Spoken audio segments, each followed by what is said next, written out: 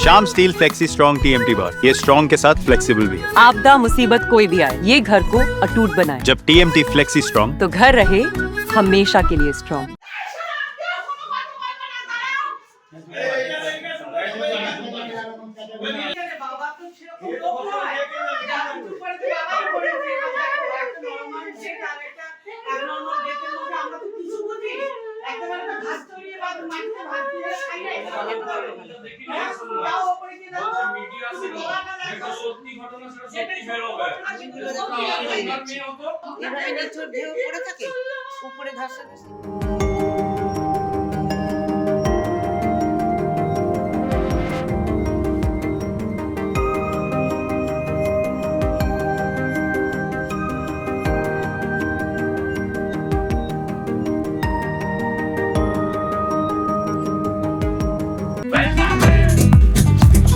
ये स्टाइल का मामला है। रूपा फ्रंटलाइन।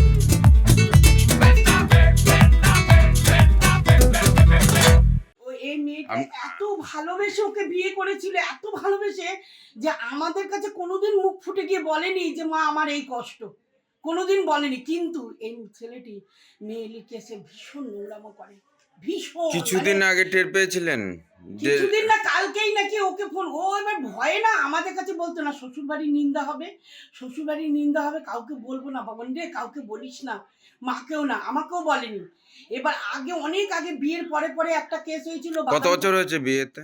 বিয়ে হয়ে গেল প্রায় 30, প্রায় 20। মেয়ের বয়সী কত হয়ে গেল।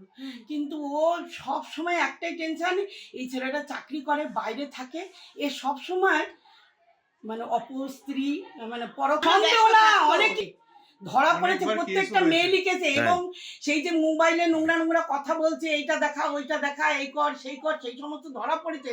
তারপরেই আমার মেয়ে অশান্তি করতো, আর অশান্তি মানে কি, এ মানে কোনো কিছু অন্যায় করে আবার বড় বড় গলায় কথা বলবে, খুব লেকচার মাঝে। হ্যাঁ, আর আমি চাকরি করি, আমি গভর্নমেন্ট সার্ভিস, আমাকে কেউ কিছু করতে পারবে না, কিছু করার নেই। জগতে কি সবই শেষ হয়ে গেছে? উনি এখনো ড্রিঙ্ক করে রয়েছেন, স্মোক করছেন। আমাদেরকে প্রথম যখন আমরা এসেছি তখন আমাদেরকে বলা হলো কি সকালবেলা উনি চা খেতে, মানে যে মারা গেছেন সে চা খেতে নিচে গেছে। তারপরে আবার পরে বলা হচ্ছে কি হয়তো উনি সুইসাইড করেছেন। আবার পরে বলা হচ্ছে কি এরকম কিছু খেয়ে নিয়েছে, হয়তো কিছু এরকম ভাবে পড়ে রয়েছে। দিয়ে তারপরে আবার কিছুক্ষণ পরে আবার বলছে 3টের আগে হয়তো কিছু হয়েছে।